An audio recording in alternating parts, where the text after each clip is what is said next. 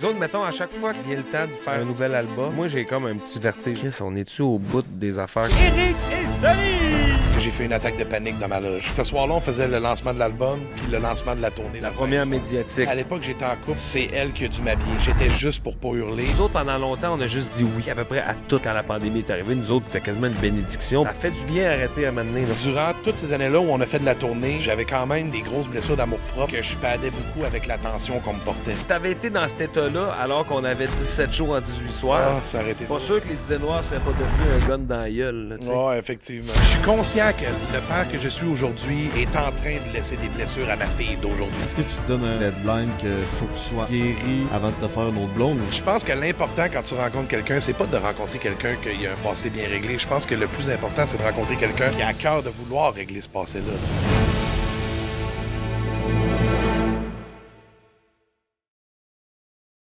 Hey, welcome back sur votre podcast number one around the world, mes petits minous. J'espère que tout le monde va bien. Toi, mon beau-frère, comment tu vas? Ça va à merveille, mon Frank. Bien content d'être là. J'ai aimé ton intro. Je trouve que tu l'avais dedans dans ta première phrase. Shout out. Gros épisode Merci. qu'on a aujourd'hui. On a des musiciens. On va avoir plein d'histoires à raconter sur la vie de tournée. On a-tu déjà reçu deux frères?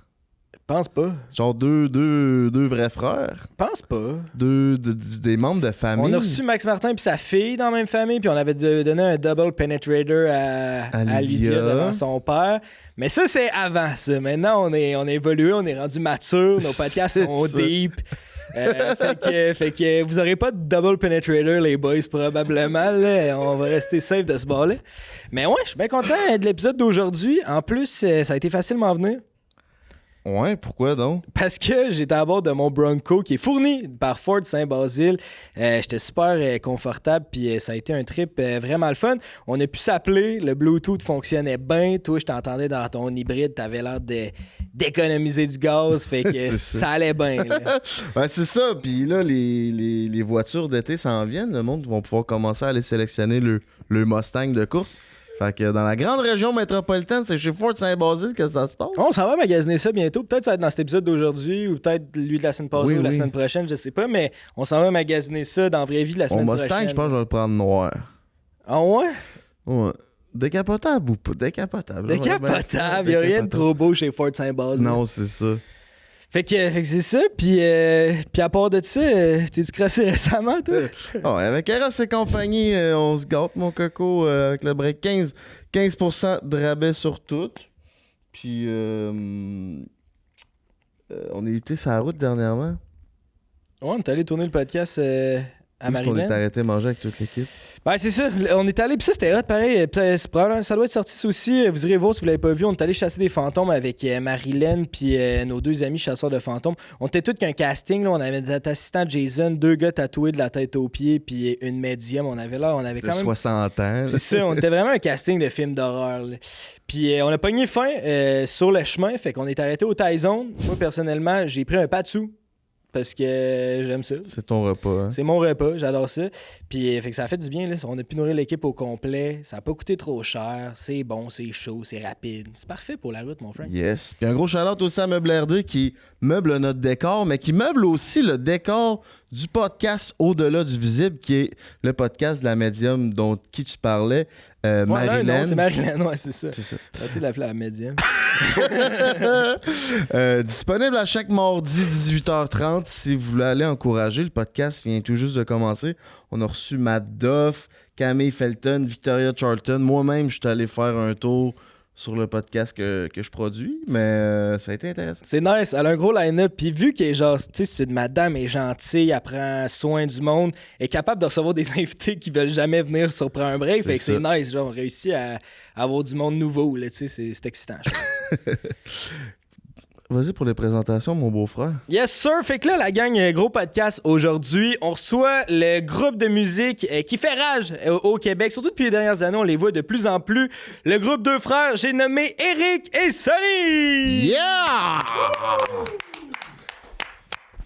Bon matin, messieurs! Bon matin! Good morning! Tu viens de te lever? Yes. Non. De la route à faire, moi j'arrive l'Estrie, si moi. L'Estrie? Ben hey! Mais tu viens le chapper?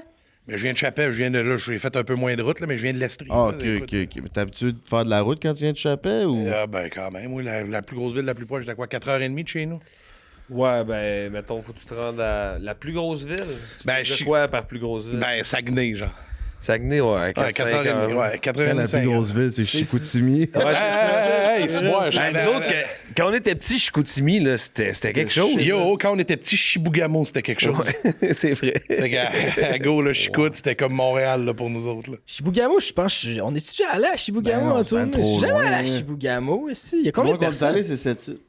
Ben, c'est moins loin que cette île quand tu pars d'ici, aller à Chibougamau. C'est pas dans le même mais bout, c'est pas là. du tout dans le même bout, ouais. Mais non, Chibougamau, t'as demandé il y a combien de monde, je sais pas. Sont-tu encore 8000 dans ce point-là? Il était 8000 à l'époque, là. À cette heure, je sais pas aujourd'hui. là. À Ouais. Chapet, y a-tu une école, tu sais? Il y a 2 écoles primaires et secondaires, mais je t'avouerais que c'est pas les plus fréquentées non plus. là. Non, c'est ça. Mais moi, quand moi j'étais jeune, là, à l'école primaire, on était 100. On était plus que ça à l'école primaire. Il y avait plus de monde à l'école primaire qu'à l'école secondaire. Secondaire, d'abord, on était autour. Il me semble, là, il y a 120. même maximum 110, 120. Oh, ouais. Parce que le monde, il se rendait pas jusqu'au secondaire ou il. Parce qu'il y avait personne. Il mourrait. C'est vrai, hein? Pourquoi qu'il y avait plus de monde? Au primaire, puis, ben, c'est parce que je sais pas, les gens Le déménageaient. taux de décrochage était extrêmement élevé. Mais pas tant, c'est ça le pire. Vraiment pas, en fait. Puis le monde vivait de quoi à Chapet? L'usine de bois, en fait. Chapet possède l'une des plus grosses usines de bois d'œuvre en Amérique du Nord qui s'appelle Barrette Chapet. Je te dirais que c'est en grande partie à cause de ça que la ville est encore vivante. OK. Il y avait une mine à l'époque, une mine de cuivre, mais là. Ah, mais là, on parle de fermé en 92, je pense. Ouais, Fait mais que- c'est ça, on était tout petits, là. Mon père, mon grand-père, notre père, notre grand-père travaillait à la mine de cuivre. Puis un jour, ben, c'est ça, là, il est arrivé avec les mines, là, tu sais, ça coûtait plus cher extraire le cuivre que ce qu'ils rapportaient. Fait, ils ont tout fermé ça. Mais encore, tu sais, il y a des gros gisements pour les mines, là. Il y a beaucoup de mines aussi dans la région chez nous qui font vivre le monde. Puis votre jeunesse, ça ressemblait à quoi en tant que frère? Ben écoute, je dirais que notre jeunesse était assez classique. J'ai l'impression qu'on n'a rien à dire qui pourrait nous susciter une place à la voix, mettons. On n'a rien, on a rien de triste à dire vraiment à propos de ça. C'était assez classique comme enfance. Puis on n'était jamais ensemble, hein. Non, jamais. On était proches quand même parce qu'on était dans la même chambre, fait qu'on dormait ensemble. On dormait dans la même chambre. Ensemble. En cuillère. Mais ouais, mais dans la vie, on n'a jamais eu les mêmes amis. Ben là, aujourd'hui, oui. Oui, aujourd'hui plus, là, mais je veux dire, à l'époque, là, tu sais, qu'on était plus jeunes, là, on faisait nos affaires chacun de notre bord. Avec puis- quel âge de différence? On a 18 mois. Ouais, pas tout Ok, à fait. c'est deux ans. proche. Parce que parce que vous êtes 2 frères, mais vous avez un 3e frère. Lui, il chante-tu mal ici? Il a pas fait la cote. Ça le fait chier. Il n'y avait pas une belle histoire. Non, mais c'est ça, il peut pas faire la cote. Il n'y a rien de Attachant. tragique à raconter. Non, mais en fait, ce qui arrive, c'est que ça les intéresse pas. Notre frère puis notre sœur, les deux, ils ont aucun intérêt pour ce métier-là. Puis, tu sais, donc, quand t'as pas de passion pour quelque chose, ben, t'as pas tendance à développer de talent pour ça, parce que c'est le genre d'affaire, jouer de la musique, il faut que tu le fasses beaucoup là, pour devenir bon. Là. C'est d'ailleurs pour la raison pour laquelle il y a tant de guitares acoustiques qui prennent la poussière restée dans le salon du monde, parce que le monde se dit, je vais acheter une guitare parce que je veux jouer de la guitare, mais ils pensent que dans une semaine, ils vont être capables d'aller faire un show, mais c'est pas vraiment de même que ça marche. Non, ça se passe pas tout à fait comme ça. Puis comment que la musique est venue dans votre vie? C'est-tu vos parents? C'est nos parents, ouais. Nos parents faisaient de la musique. Quand on était jeunes, on avait une salle dédiée à la musique à la maison. Puis nos parents, eux autres, ils nous ont toujours donné accès à ça. C'est notre père qui nous a appris à jouer de la guitare. On a commencé en même temps en 2001. J'avais 11 ans, Eric avait 13 ans. Si vous voulez avoir des dates en passant, c'est à moi qu'il faut que vous lui demandiez parce Moi, je suis qu'Éric tellement pourri là-dedans. Eric pourra pas répondre à ces questions. Tu vas avoir d'autres qualités, mon mignon. Wow, inquiète-toi Ouais, pas. ouais, il y a Je une suis belle bon dans barbe d'autres bien choses. fournie. Là, Ouais, puis dans 18 mois à peu près, elle va être grise, selon les statistiques. Ben, mes cheveux, moi, ça a déjà Non, commencé. le pire, c'est que c'est lui le plus jeune. OK, c'est toi Oui, c'est moi le plus jeune. Oui, absolument. Mais c'est moi le plus blanc. Là. Ah, mais ils font bien. Il y a un bon frisé. Il y a de quoi Ouais, d'artiste. t'as un beau gris. T'as un beau Ben cheveu, oui, mais là. je me le fais dire souvent, ça, que c'est comme un peu renard argenté. Ah, y a J'aime de pas quoi. ça, pour vrai. Ils blanchissent bien, mais une crise de chance parce qu'ils blanchissent. Hein? Ils blanchissent en Ouais, ça tabarnak. mes blanchit. cheveux. Ouais. Ça va vite, ça va Ça vite. te complexe-tu ou Pas en tout. as-tu envie de mettre un peu de touche de gris là-dedans? Zéro. Ça y va. Toi, tu le fais-tu? C'est parce que toi, non, tu le fais? non, je le fais. Ah non, moi je les perds. Ça se grise. Ça se grisonne pas encore. Mais t'es rendu à quel âge, toi? 34. 34? Oh mon Dieu, OK. Toi? Moi, je vais avoir 36 bientôt. Là. Je les perds pas encore, moi. Je suis chanceux, mais Non, il c'est grisaille. Nous autres, on se magasine un trip en Turquie. C'est ça. Un trip à poil, planter des cheveux. Ça va Collab pas. à- Ah, si vous y allez, vous me le direz, mais allez me faire brocher l'estomac. Petit voyage de boys, là. Ben ouais, pourquoi pas? Ma blonde a pris une photo au-dessus de ma tête. J'étais en ciboire. Elle fait plus jamais ça. Mandon, ouais, tu peux-tu me le montrer? Ben oui. Mais là, Chris, Non, je vais avoir, tu le mets moi, dans une- Fuck tu le you, mets dans une position inconfortable. Surtout ici, là, moi, que ça recule. là. OK. Mais- Ben, un peu que... Ouais, je comprends, ouais. Je veux pas... C'est plus le M. Mais sur le top de la tête, c'est pas encore si pire que ça. là. Mais moi, j'ai une quand toque, ils sont là, gras, mais- ils sont plus minces. Moi, j'ai une toque, là, ça dissimule le trou. Parce que si j'enlève la toque, ça a l'air d'un méga trou dans Ouais, le mais fond c'est de la peut-être tête. parce que ça fait 42 ans que tu fais une toque aussi que t'as un trou. Ça se pourrait, mais gars, j'ai une toque, fait qu'on s'en calisse. Ouais, je On sais le bien, voit mais pas, la le trou. toque était pas là pour boucher le trou. C'est probablement la toque qui a fait le trou. Ouais, mais à cette heure, la toque, elle bouche le trou aussi. Ben ouais. Les cheveux ont manqué de soleil à cet endroit-là Ouais. à cause de la toque. J'ai une anecdote par rapport à ce que tu disais, la voix, quand t'as pas une belle histoire, le monde ne te prenne pas. Puis quelqu'un dans mon entourage qui avait quand même des problèmes de poids, puis il chante vraiment bien, puis il a fait la voix à toutes les émissions plusieurs fois. Puis là, quand il s'est fait brocher l'estomac, ça y a fait tu sais, une histoire, la reconstruction, l'opération, tout ça. Là, il est allé à la voix, il a conté son histoire, il a chanté, il a passé au lama. Oh non. Ouais. L'année où ce que là, il y avait une histoire. Je sais pas si ça a un lien. Je pourrais pas dire. Ah, mais ça faisait un. Ouais, c'est bon ça. Puis après ça, fait que là, la musique, puis est-ce que vous. L'idée d'avoir un band, de vivre de tout ça, c'était un rêve de ticu ou c'est venu sur le tas? Ben non, en fait, ça a été tôt dans notre vie quand même qu'on s'est dit, c'est ça qu'on va faire dans la vie. Puis tu sais, nos parents, eux autres, ils ont toujours fait ça, ils ont toujours fait de la musique ensemble. Puis le jour où on a commencé à en faire, Sonny puis moi, ils ont arrêté. Ils en ont plus fait jamais. Mon père, il est encore capable de jouer de la guitare. Ça y arrive une fois de temps en temps, ça a l'air de... Mais il y en a une qui traîne chez eux, là, puis de temps en temps, il apprend, mais c'est vraiment rare. Mais c'est vraiment rare, tu sais. Ils ont complètement arrêté, puis ils se sont consacrés à nous aider, nous autres, à faire notre rêve. Fait que, tu sais, ils ont acheté un kit de son, un kit d'éclairage, puis on faisait des mariages, là. Tu sais, on était ados, là. On avait... quel âge qu'on avait quand on faisait des mariages, à peu près? 13 et 15 en 2003. Fait que, tu sais, on n'a pas de char, pas de permis de conduire. Fait qu'on a besoin de nos parents pour nous aider, premièrement, à dénicher des contrats, faire le booking, tu sais, nous amener. Mon père faisait le son, puis... en tout cas, bref, fait que là, on a fait ça pendant une couple d'années avec eux autres. Mais c'est ça, c'est rendu ça leur but, eux autres, c'était de nous aider là-dedans. Fait qu'à un moment donné, mon père, il avait trouvé un moyen de nous enregistrer là, des vieux démos. D'ailleurs, cette semaine, Ben on oui, a je fait peux un pas show croire. à Alma Je au peux pas Lac-Saint-Jean. croire. Il y a une madame qui arrive avec un hostie de vieux CD qu'on a fait en quelle année? 2004.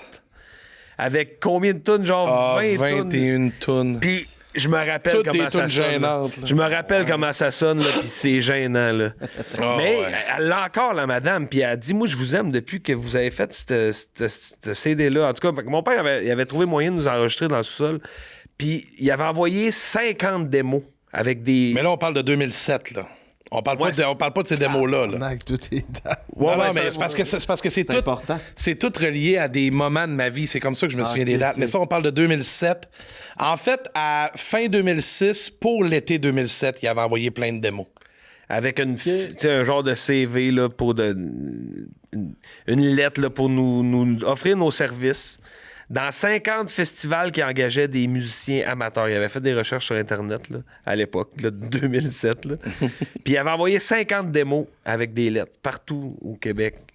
Puis on avait pogné 2 contrats.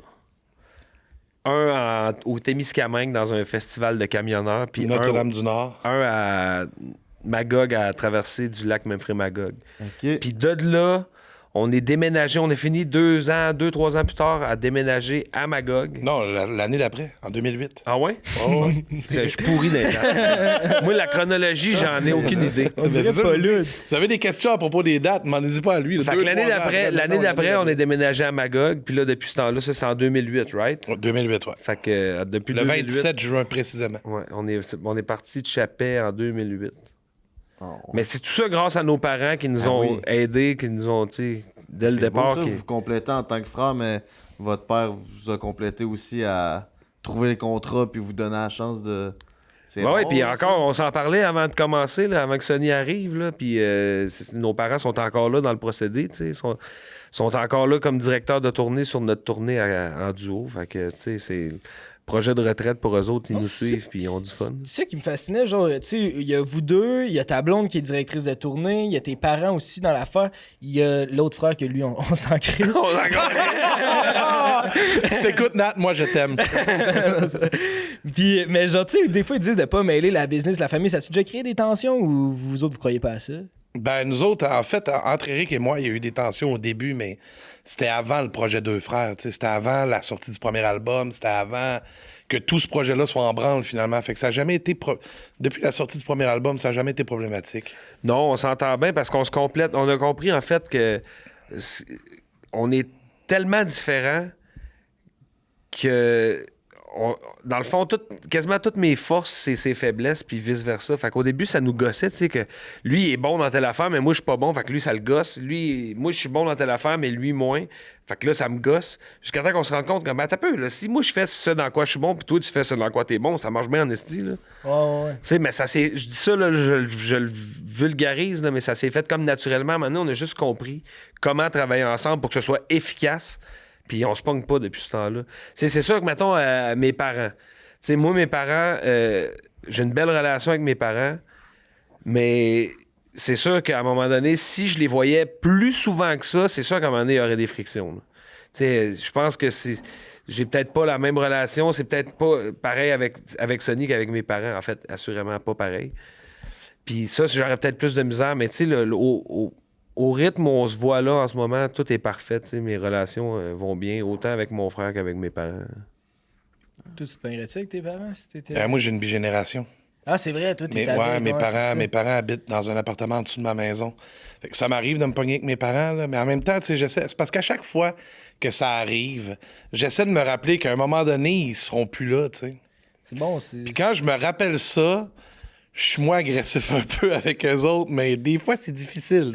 Parce que, tu sais, c'est surtout, tu sais, que... Puis tu sais, je suis papa aussi, là. On est tous les deux papas. Moi, je suis papa. Ma grande a 14 ans, puis je le sais que même mes collègues 28 puis 30 ans, que je vais avoir tendance à être encore un peu père-poule parce que je suis un peu père-poule déjà.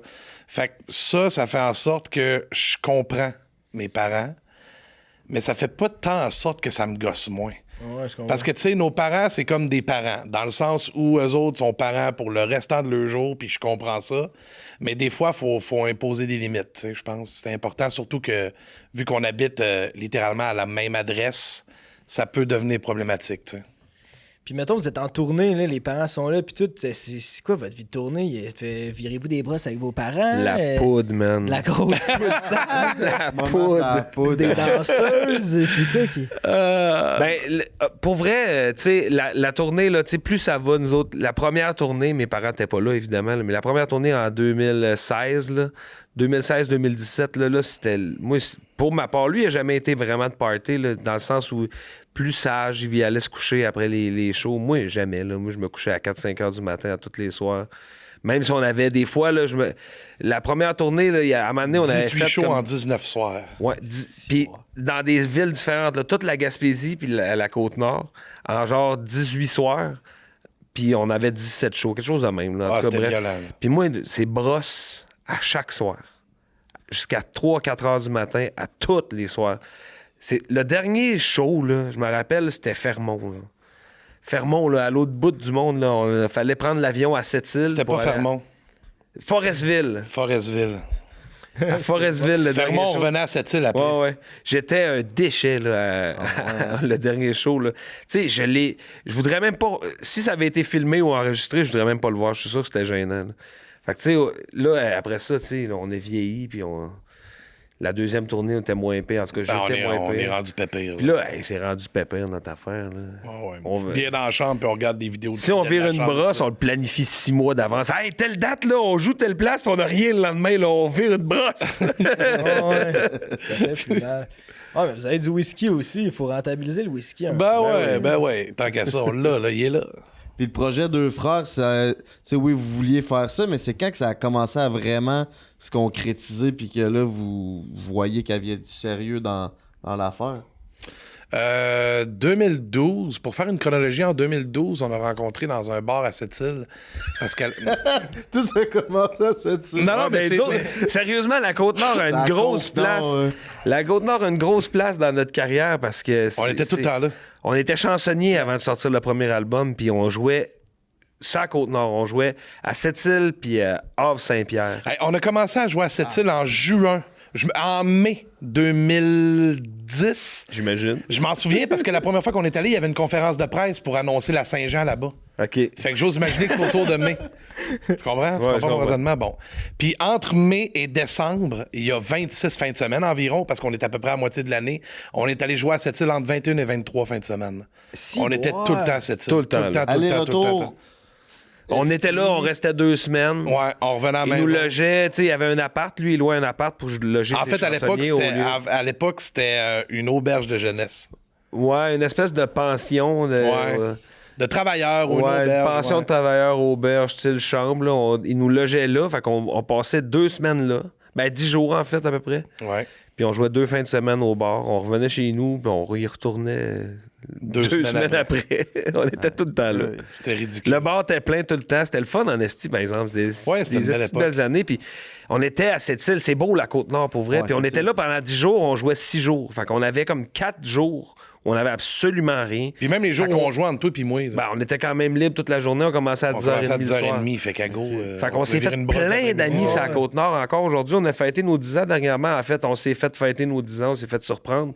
Puis il y avait plein d'amis de la Côte-Nord qui étaient là pour venir fêter ça avec nous autres. Fait que, tu sais, on a rencontré du monde à cette époque-là. On est allé à cette île une fois, là, puis ils sont contents. Ah, c'est des tripeux, c'est du monde de party qui ont un peu le même. Tu sais, ils ont grandi loin de Montréal dans la nature. Ça nous ressemble beaucoup à nous autres. Ça nous parle bien gros. Mais là, vous avez rencontré un gars dans le bar là-bas? Ben, en fait, c'est qu'on avait... on était en spectacle de chansonniers ce soir-là à cette île en 2012, puis il y avait les Respectables qui jouaient après nous autres. Okay. Puis on a rencontré Stéphane Dussault, qui est le bassiste des Respectables. Puis on s'est lié d'amitié avec lui, puis on a commencé à enregistrer des trucs avec lui chez eux à Saint-Hippolyte, dans les Laurentides. C'est là que le projet a comme vraiment démarré. Là. On avait une coupe de tunes, une coupe d'affaires, on a fait des co-écritures. On avait Maudite Promesse, entre autres. Là, on avait même Rais-tu pareil. Ouais. Puis on avait une coupe d'autres qui n'ont jamais paru nulle part, genre écrits sur 2 pages. Des tunes je me souviens. Des tunes qui existent plus. L'itinérant. Ça te rappelle-tu le beau souvenir? Des tunes qui n'existent plus pour une bonne raison. Ouais, la potence. Ah, des tunes un peu déprimantes, on va dire. Oui, l'itinérant, j'aimerais ça l'entendre, on dirait. Ouais, je sais pas. Le pire dans tout ça, c'est que c'était pas mauvais, c'est juste que ça nous correspond pas du tout, tu sais. C'est pas du tout le style qu'on offre aujourd'hui. C'est pas du tout le style avec lequel on a grandi non plus. Ça tire un peu plus sur le rock cru, style La Pointe, genre. Ça nous correspond moyen, ce style-là, disons. Je comprends. Mais, fait que c'est des tunes qui verront clairement jamais le jour. Puis, anyway, c'est des tunes qui ont été faites en démo, là, sur un Tascam, là. Ça sonne pas particulièrement bien non plus. Mais, tout ça pour dire qu'on a rencontré Stéphane, là. On a commencé à enregistrer des tunes avec. Puis, à un moment donné, on a enregistré une tune qui s'appelle Casserole et Clairon, qui est sur le premier album, qu'on a co-écrite avec Stéphane Dussault puis Jonathan Pinchot, qui est un ami à Stéphane, qui est venu en studio avec nous autres pour co-écrire ça puis faire la mélodie du refrain. Puis après ça, Mario Pelchat est tombé là-dessus dans un party de famille. Parce que si vous voulez la grosse histoire, là, c'est que à un moment donné, le frère à Mario Pelchat, Steve, c'est Steve qui habite à Chibougamau, hein? Steve, il avait engagé nos parents pour faire du plâtre puis de la peinture, genre dans un portique. Là.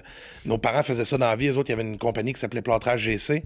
Puis, ça fait longtemps, Nesty, j'ai pas dit ça, Plâtrage GC. Ouf, ça fait bizarre. Ils sont en retraite depuis quand même un bon moment. Puis, ils n'ont pas voulu se faire payer. Ils ont fait comme, ben écoute, gars, je vais te donner, à un moment donné, les gars vont avoir un démo qu'on va considérer assez bon. Fait que je te le donnerai, puis tu le feras écouter à ton frère. Non, mais ça, c'est notre mère, ça. OK, ça, c'est notre mère qui a fait comme, non, gars. Nos deux parents étaient bien investis dans notre projet de carrière. C'était une job de 200-300$. Fait qu'on fait comme, gars, paye-nous pas. On va te donner un démo à un moment donné, puis tanne pas ton frère avec ça. Fais juste t'assurer qu'il l'écoute, tu sais. Fait que, est dans la musique, Steve Pelcha? Non. Pas en tout, Pas en tout, lui. Lui, il est dans la construction. C'est pour ça, d'ailleurs, que nos parents le connaissaient bien, lui et sa femme Lily. Okay. Puis, à un moment donné, ils se sont retrouvés... On a fait Casserole et Clairon. Cette tune-là, on l'avait mis sur YouTube. C'était pour appuyer les Carrés Rouges à l'époque, là, au Printemps arabe en 2012. Puis, à un moment donné, Lily, la femme de Steve, s'est retrouvée dans un mariage avec Mario. Puis elle a pris l'initiative d'y faire écouter cette chanson-là, sans que mes parents y reviennent en disant genre « Hey, on a une démo à te proposer », à proposer à Mario. Elle a juste fait comme « Hey, les gars, ils ont sorti une toune, je la trouve bonne, m'en faire écouter à Mario ». Puis Mario, lui, il est dans ce party-là, ils sont autour d'un feu au lac Saint-Jean, puis il écoute ça, puis il aime ça. Fait qu'il demande à nous contacter. Fait que là, moi, Lily m'écrit un message en disant que Mario veut nous contacter. Je vais m'en souvenir toute ma vie, c'était le 23 juin 2012.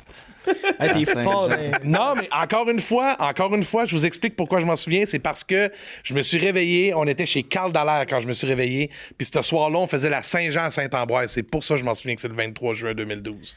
C'est fort. Puis là, moi, je me réveille, je vois ça, là, moi, je suis tout énervé, là, je descends en bas, je dis à Eric que Mario Pelcha veut nous parler, tu sais. Moi, j'étais excité raide, là. Fait que là, je donne le numéro à Eric parce que moi, je suis bien trop stressé pour y parler, j'ai pas envie de faire ça. Fait que là... Jouer le PR, c'est plus moi, ça. Ah, exactement. Moi, j'ai d'autres qualités, là, genre me souvenir des dates.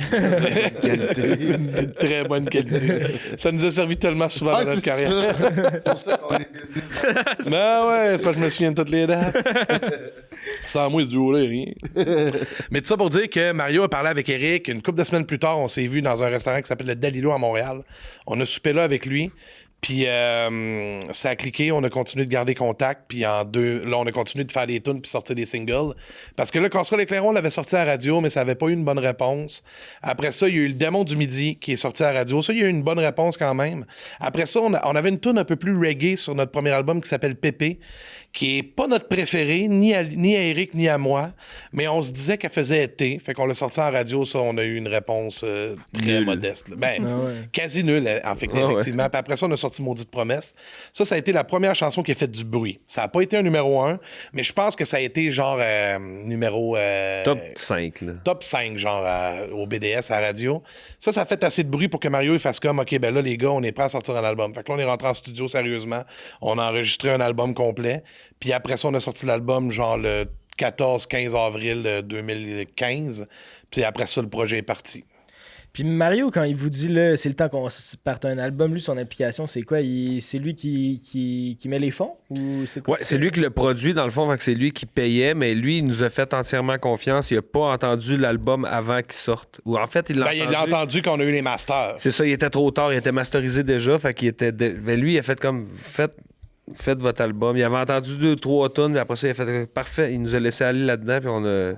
Avec le genre... Mais il connaissait l'équipe avec qui on travaillait aussi. Oui, exact. Il a monté l'équipe avec les boys du studio, Steve Il a monté Barret, l'équipe avec nous autres, puis exactement. après ça, go, faites un album, puis ça a été... c'est ça qu'on a fait, puis on est sorti, on était prêts. On l'a sorti en 2015. Puis là, ben, après ça, ben, nous autres, on s'attendait à rien. Là, Mario, il nous avait dit... Là, on va faire un premier album, puis on partira pas en tournée tout de suite. Parce que c'est le même. Là, si vous êtes chanceux, vous allez en faire un deuxième, puis là, il va peut-être avoir une tournée. Puis finalement, le téléphone s'est mis à sonner. Fait que là, il y avait des shows qui se bookaient. Fait que il y a jamais... La première tournée, il n'y a pas de booker qui s'est mis sur le téléphone pour booker des shows, mais il y a eu 200 shows. C'est bon. De diffuseurs qui ont appelé pour acheter le show. Puis on a fait, quoi, c'est ça, à peu près 200 shows de la première tournée? 200 shows, sold out de A à Z. C'était pour vrai, c'était... Des grosses salles, là, tu sais, là, on allait partout en région, là, puis c'était plein partout, ça chantait des tunes. Des tunes qui n'étaient pas à la radio, là. Nous autres, on capotait, là.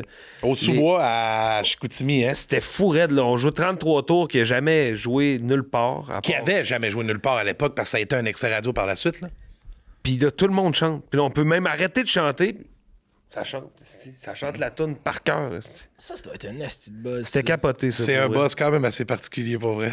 Genre, quand tout le monde chante ta tune, là, moi, je me suis tout le temps dit ça quand j'étais dans un festival, puis là, le chanteur, il fait juste arrêter, là, puis là, il y a du aura, puis là, tout le monde chante pour lui. Là, ça doit être un buzz quand tu c'est malade. C'est quand même assez cool, pour vrai. Mais tu sais, ça, c'est le genre de buzz qu'on vivait, puis qu'on appréciait, évidemment, mais qu'on savait qu'il fallait vivre maintenant. Parce que c'est le genre d'affaire qui n'est pas éternel. Tu sais, je veux dire, on n'est pas Céline Dion ou Bon Jovi. Là. On le sait que ça ne durera pas éternellement, ce projet-là. Là. Avec un peu de chance, on va toujours pouvoir surfer sur une vague le fun. Mais on est chanceux, là, ça fait 10 ans, là, puis pour 11 vrai, ans, là, en fait. on a encore une esti de belle tournée, là, puis on fait des belles salles encore, puis il y a du monde, puis c'est malade, pour vrai, après 11 ans, qu'on soit encore capable de vivre de ce métier-là, avec des conditions comme on le vit encore aujourd'hui. Mais tu sais, ça a été de l'adaptation. Tu sais, quand la pandémie a frappé, tout le monde annonçait, nous autres, on arrête, c'est fini la tournée, on cancelle tout. Nous autres, on annonçait en même temps, on part en tournée. Nous autres, on va jouer dans les ciné-parcs ici. Fait qu'on est parti avec notre kit. En fait, au départ, c'est notre gérant qui avait vu qu'en Allemagne, il faisait ça. Il rouvrait les ciné-parcs, puis là, les artistes ont fait comme, hey, on fait des shows dans les ciné-parcs en Allemagne. Fait que lui, il a fait comme, Chris, les ciné-parcs vont ouvrir ici aussi, on fait ça. Fait que là, on a loué une scène sur une remorque. Là, une SL 100. Une SL 100, là, la plus petite qu'ils font, les scènes mobiles. Crissait ça en arrière d'un truck. Un truck avec un écran, un genre d'écran géant. On avait 2 écrans géants, en fait. Puis on pouvait se parker dans n'importe quel cours de centre d'achat puis faire un show. On n'avait pas besoin de kit de son parce que c'était vraiment ciné-park style. Là. C'était le son sortait dans le char du monde. Là. Oh oui, notre soundman, Doc, il s'était... Parce que nous autres, on a un véhicule de tournée. C'est comme une espèce de... C'est un sprinter, tu sais. Ouais. Puis on a enlevé les bancs en arrière, puis notre soundman s'est carrément fait une régie là-dedans, avec des boîtes de studio toutes. Là. C'était vraiment comme une mini-régie de studio.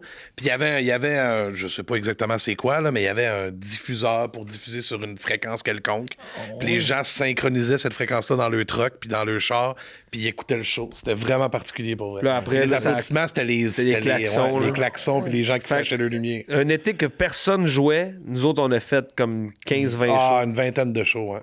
On est arrivé là, à Saint-Félicien, dans l'ancien cinéparc, le terrain de l'ancien cinéparc. Notre gérant avait appelé pour faire débroussailler parce que c'était fermé depuis quelques années, puis la végétation était repris là-dedans.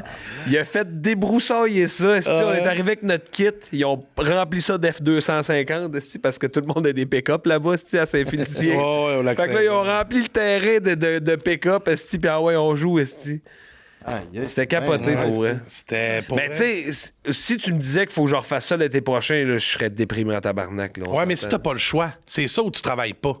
Oui, mais c'était ça, parce que c'était ça à ce moment-là. Ben oui, mais mettons que ça réarrive. Parce que, tu sais, je veux dire, une pandémie comme on a vu en 2020, il n'y a pas beaucoup de... Je pense qu'il fallait que tu aies pas loin de 100 ans pour avoir déjà vécu une pandémie. Quand on a vécu en 2020, puis il semblerait que la plupart de nous, genre dans les années... 1917.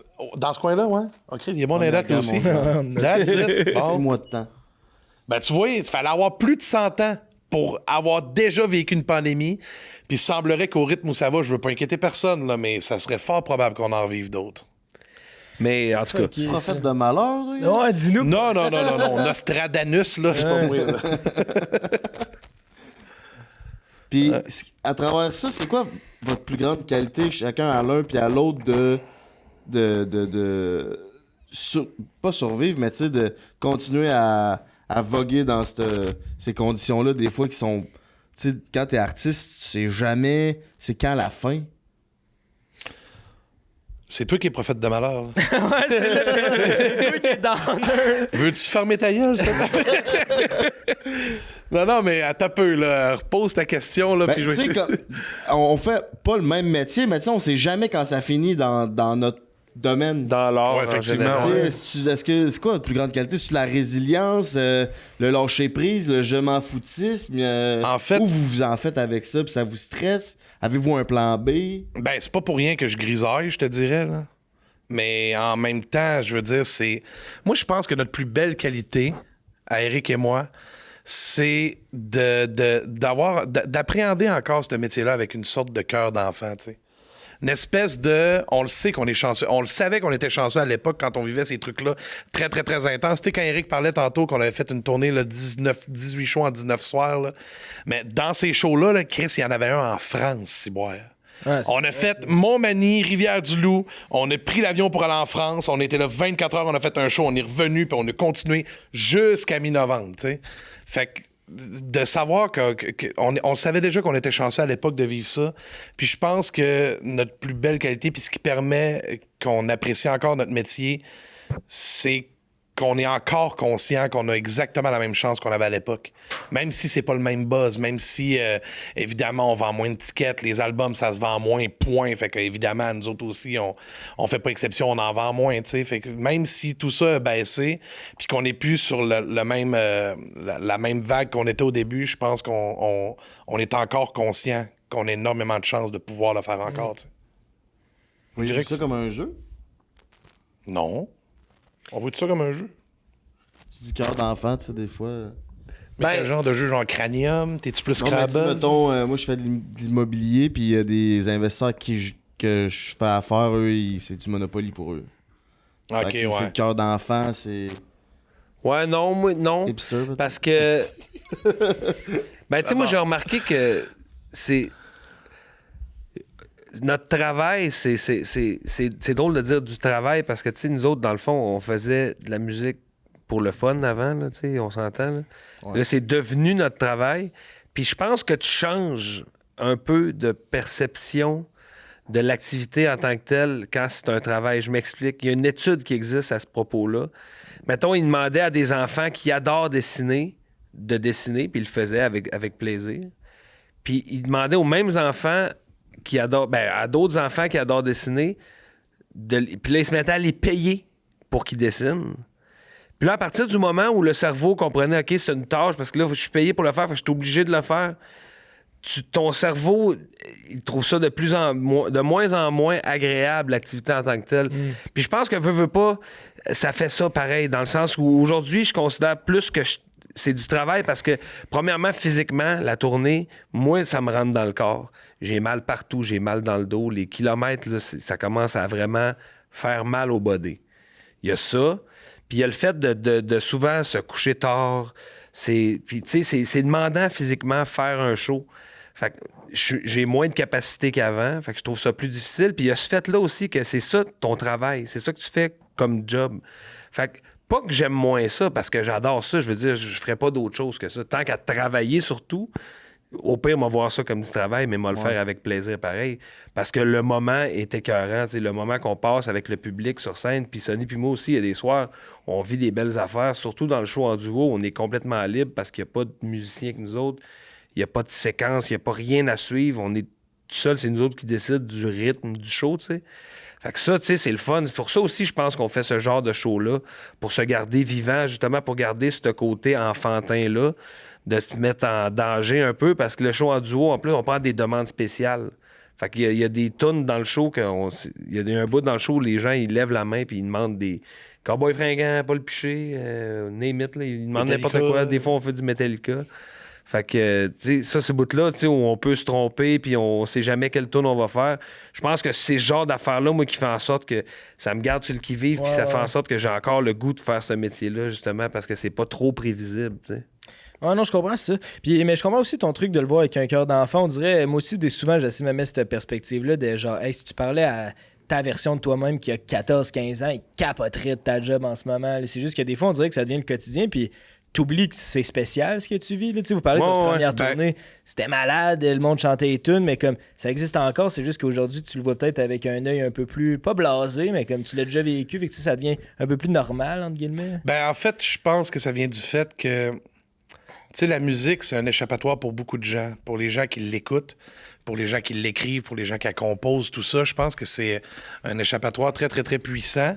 Puis j'ai l'impression que cette partie créative-là, quand ça devient ton travail, ça n'active pas les mêmes zones dans ton cerveau. Comprenez-vous ce que je veux dire? Ouais. Comme si, là, on faisait plus tant appel à la créativité, mais plus à la routine. Quand tu refais la même tune souvent... En fait, quand tu fais des shows, quand c'est ton travail et plus... Et quand tu l'utilises autant comme travail que comme passion, que uniquement comme passion. Parce que, tu sais, moi, durant la pandémie, là, j'ai Eric puis moi, pour se garder un peu actifs, on s'était tous les deux monté un petit setup de studio à la maison, tu sais, puis pour faire des trucs pour... On l'a pas fait tant que ça, par contre, mais... Moi, turns out que j'ai haï ça, là, manipuler. moi, j'adore faire du studio, c'est une partie de mon métier que j'aime bien, mais j'aime pas être le whiz, là, être le gars en arrière de la console. Non, c'est pas ça me parlait pas, j'haïssais ça. Tu vois, moi, j'adore ça.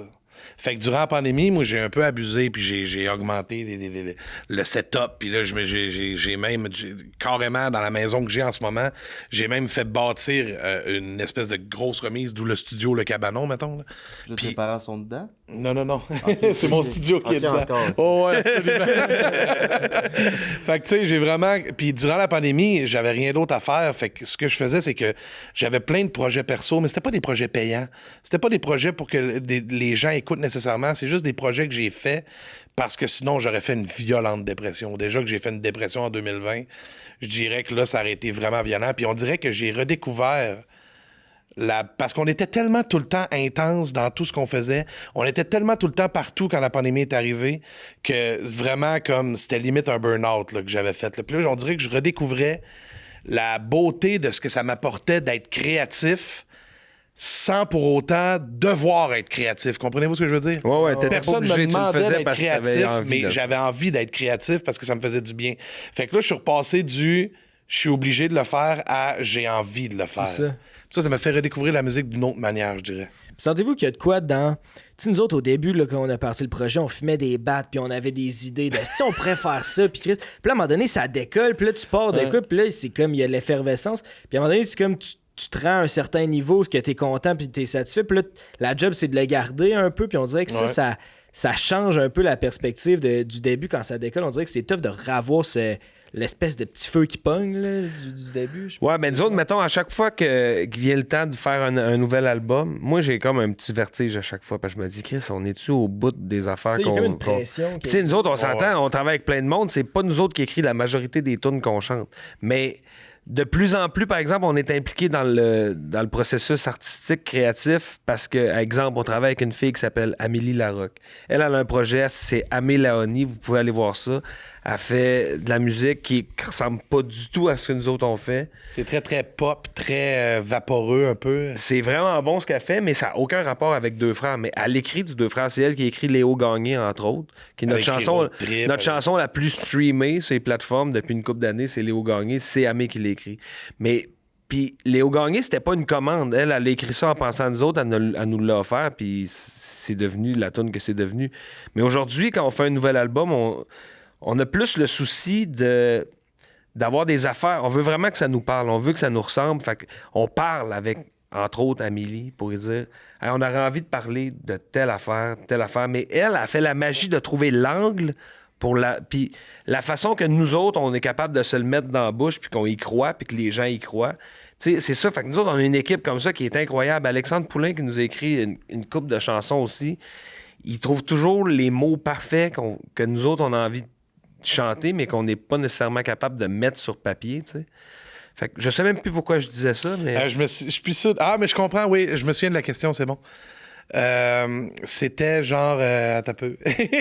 Non, c'est dur de garder ça parce qu'on n'arrive pas à retrouver l'espèce d'effervescence du début, maintenant. Ouais, parce que là, t'as comme une genre de... Pas une pression de performance, mais comme... Il y a comme un standard qu'au début, il n'existe pas, que tu te permets, tu peux juste te laisser aller, puis là, tu crées de quoi. Genre, puis à un moment donné, c'est comme... Les gens s'attendent à quelque chose. C'est ça, exact. Mais c'est Daniel Bélanger qui disait, à un moment donné, si je me trompe pas, c'est lui qui disait que ton premier album, mettons, parce que là, on parle de musique, on parle de votre podcast aussi, mais mettons qu'on parle de musique, parce que Daniel Bélanger, c'est ça qu'il fait. Il dit, ton premier album, tu peux prendre 10 ans pour le sortir, personne ne l'attend. Mais ton deuxième, tu as une pression, parce que là, les gens l'attendent de pied ferme, tu sais. Fait que c'est facile de critiquer un deuxième album sorti peut-être un peu trop rapidement où t'as pas pris le temps de le faire parce que, justement, les gens l'attendaient. Exactement, tu sais. Puis je pense que c'est ça c'est arrivé dans notre parcours aussi, ça.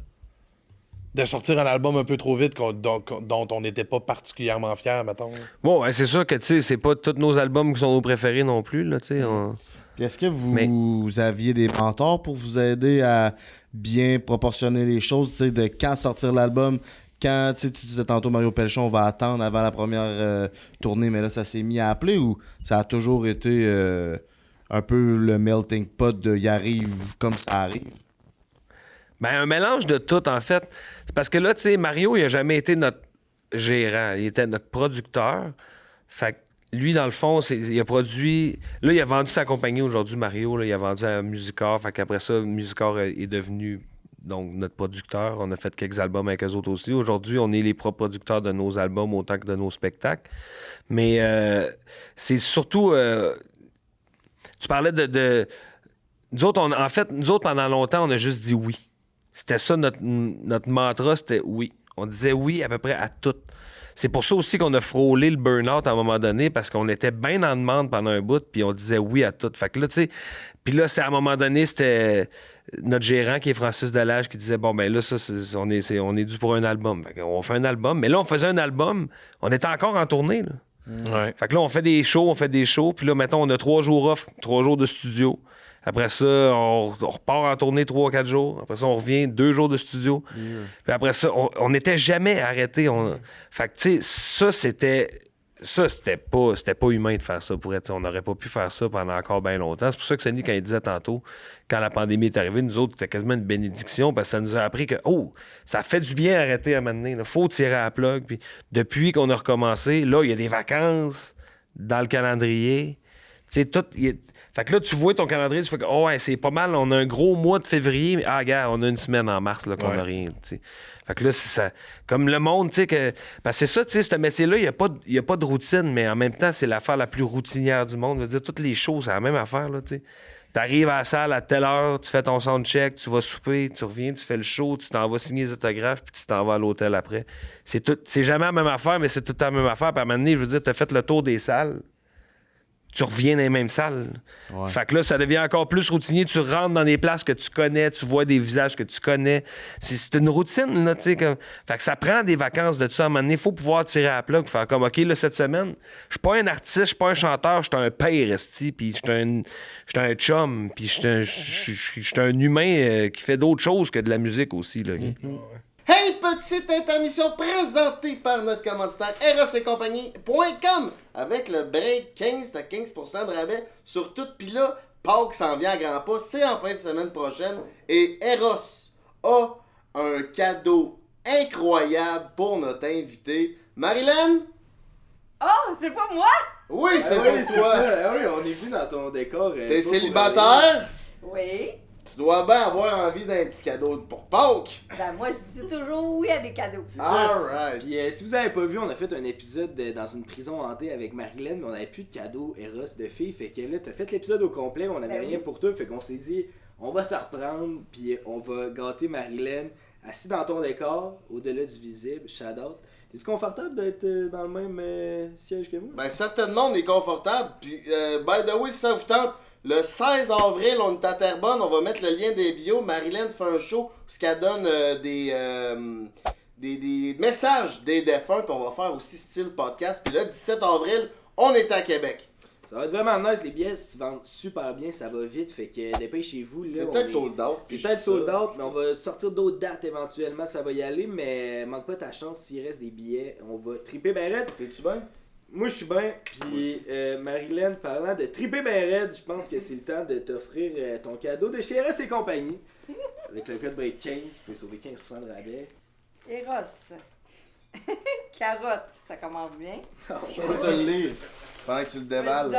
On a la carotte. Préparez-vous à croquer dans le plaisir avec la carotte. En plus d'être cute et discrète, c'est un jouet hyper performant combinant la stimulation de pulsions d'air ainsi que de la vibration. Bonne découverte. Mais ça fait Pâques, tu sais, la fin de Pâques, carotte. Oui. Ok! C'est vraiment. C'est une vraie carotte. Ben oui. Right. Tu vas-tu l'utiliser, tu penses, pour vrai? Je sais pas. Je t'en donnerai des nouvelles. Hey, non, mais c'est. Puis pour Pâques, hein, c'est vraiment concept. C'est très concept. Je pense qu'il faut que tu l'ouvres. Je pense qu'il y a comme. Peut-être tu le tournes ou. Ouais, le top, là, de même. Là, Ah, ça oui. c'est pour t'aspirer le clip. Non, on va dire les vraies affaires. On est rendu proche. Avec différentes vibrations puis différents temps. Oui. Ça va réveiller les morts, ça. Ben, merci, Eros. Merci beaucoup. Alright. Si ça te tente de te procurer la carotte ou surtout pour ta blonde, mon coco, c'est sur erosetcompagnie.com. Avec le break 15, t'as 15% de rabais sur tout. Bonne écoute. Comment t'as mis les premiers mots sur « je fais une dépression » ? Je te dirais que c'est quand j'ai regardé le bordel qu'était ma maison au moment où, tu sais, dans le fond, parce que officiellement une dépression, il n'y a jamais personne qui m'a diagnostiqué une dépression. Mais je le sais que ça allait vraiment pas, là. Tu sais, je recevais personne à la maison parce que ça me rendait hyper mal à l'aise, hyper anxieux. C'était un putain de bordel pas possible chez nous. Dans ma salle de lavage, c'était des montagnes et des montagnes de linge. J'avais des sacs d'Uber Eats qui traînaient partout dans la maison. C'était vraiment pas une belle période de ma vie, là. C'était vraiment pas agréable. Puis t'as dit 2020, fait que c'était la COVID aussi, ça a fait que tu t'es renfermé, j'imagine? C'était comme un peu... Oui, quand même, je dirais. Je sortais de chez nous le plus souvent possible, mais c'était pas si souvent que ça. Je sais pas si tu comprends ce que je veux dire. Tu sais, dans le fond, je m'isolais beaucoup. J'ai fait... Tu sais, parce que quand on a sorti l'album À tous les vents... Ça, c'était en 2022? Ça, c'était en 2020. 2020? 2022, c'est sous le même toit, Eric. Pour ça. Tu veux-te faire un challenge de date, toi, là? C'est en février. Non, Chris, moi, j'assume très bien que je pourris des dates. Là. Je sais pas de battre personne ou d'impressionner personne. Tu nous fais perdre du temps, là, oui. En 2020, on a sorti, au mois de février, aux alentours du 20 février, on a sorti À tous les vents. Ce soir-là, on faisait le lancement de l'album à l'Étoile Banque Nationale. Je pense qu'aujourd'hui, c'est rendu le Théâtre Manuvie, là, à Brossard. Là. À l'époque, ça s'appelait le Théâtre Banque Nationale, puis l'Étoile Banque Nationale, excuse. Puis ce soir-là, on sortait l'album entre 6h puis 6h45, genre, puis à 8h, on montait sur scène. On faisait un genre de show 5-6 tonnes de l'album là, avec le band. Puis après ça, on faisait le lancement de la première de la tournée. Fait que ce soir-là, on faisait le lancement de l'album puis le lancement de la tournée. La première médiatique. La première médiatique, le même soir. Alors que le show n'a jamais été fait avant. Là. On le ce qui est drôle, on cassait tout ça ce soir-là. Puis la semaine d'après, on avait un show qui était associé à la deuxième tournée, à la tournée La Route. Fait que, tu sais, on a fait le premier show d'À tous les vents une semaine avant le dernier show de La Route, Chris. Les deux tournées étaient chevauchées littéralement. Puis ce soir-là, moi, à l'époque, j'étais en couple avec mon ex, puis c'est elle qui a dû m'habiller parce que j'ai fait une attaque de panique dans ma loge. J'ai fait une attaque de panique puis une grosse attaque de panique. Là. Je sanglotais, je suais, je pleurais.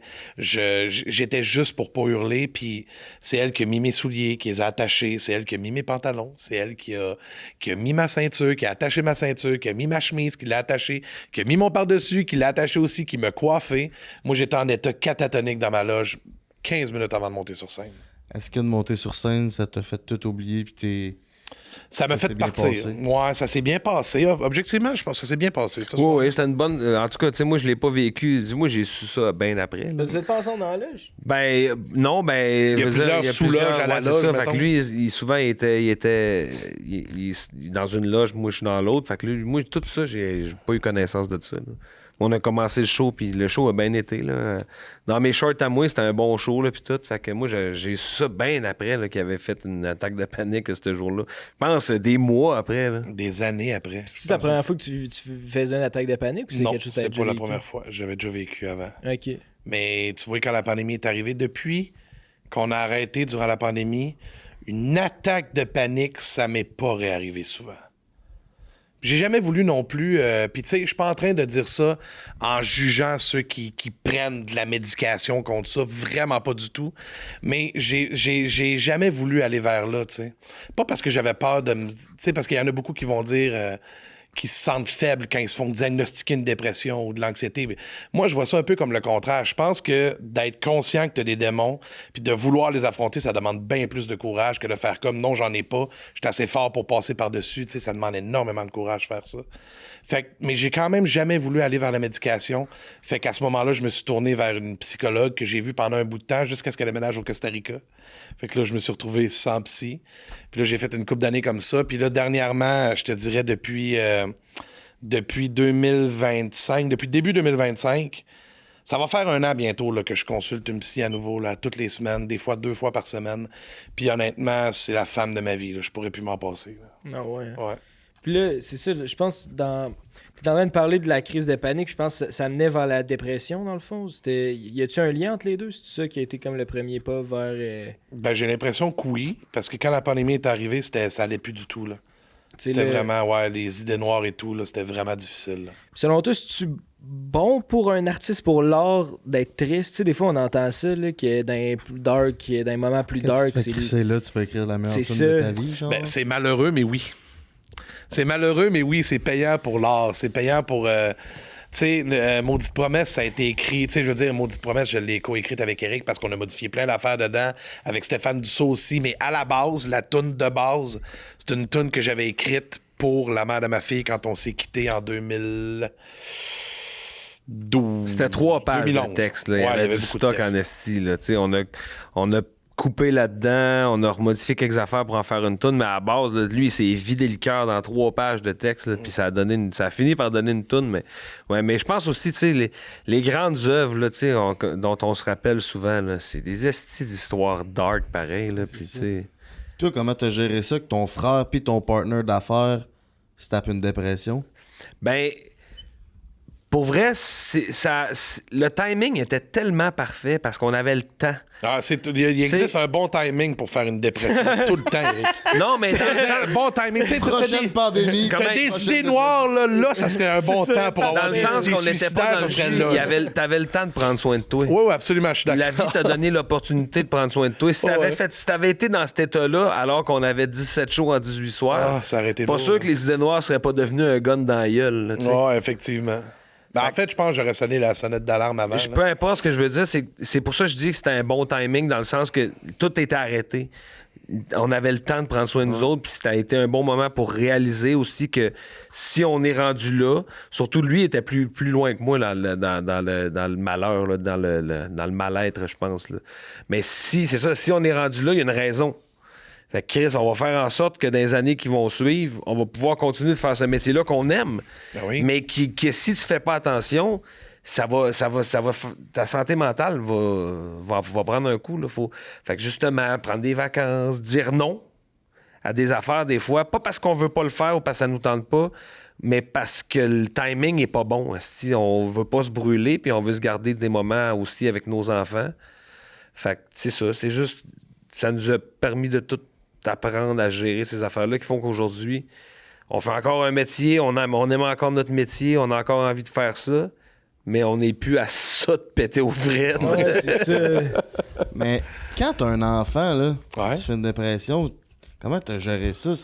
Tu y caches, t'es peut-être pas vieille tant que ça, mais comment t'as géré ça? En 2020, ma fille avait 8 ans. Fait qu'elle comprend. Oui, tu sais, mettons, quand j'étais avec elle, j'essayais le plus possible d'être à l'extérieur de la maison. C'est-à-dire, mettons, la pandémie est arrivée en mars, il commençait à faire beau. Fait que là, on allait se promener dans le quartier, on prenait des petites marches. Elle faisait du vélo puis du roller. Elle adorait faire du rollerblade. Fait que on faisait ça quasi tous les jours. Mais sinon, tu sais, je veux dire, ma fille a eu connaissance de ça parce qu'on était à la maison puis elle voyait le bordel que c'était. Elle me voyait... Je sais pas jusqu'à quel point elle m'a vu pleurer, mais c'était quand même assez fréquent, là. Tu sais, j'osais plus recevoir ma fille à la maison parce que je voulais pas qu'elle me voie dans cet état-là. Mais en même temps, aujourd'hui, je trouve ça important qu'elle comprenne que ça peut arriver. Que c'est pas la fin de l'existence quand ça t'arrive, tu sais. Ça fait pas de toi quelqu'un de faible de mettre un genou par terre. Puis il existe des solutions pour t'en sortir. Fait qu'aujourd'hui, j'ai des discussions avec ma fille à propos de ça, là. J'ai des discussions avec ma fille à propos du fait que je vois une thérapeute présentement, que tu sais, je vois une thérapeute, c'est pas nécessairement parce que j'ai un problème en particulier à gérer, que ce soit le cas ou que ce soit pas le cas, c'est pas grave, ça fait du bien, tu sais. Ah ouais. Puis je pense que c'est important que ma fille soit au courant qu'il existe des solutions, puis que c'est pas parce qu'elle a vu son père comme ça que ça veut dire que son père va toujours être comme ça, tu sais. 100%. C'est beau ce que tu dis. Si on était à tout le monde en parle, là, il y aurait un public. Il y aurait un applaudissement, là. Ouais, bon, mais applaudissez, moi, j'aimerais ça.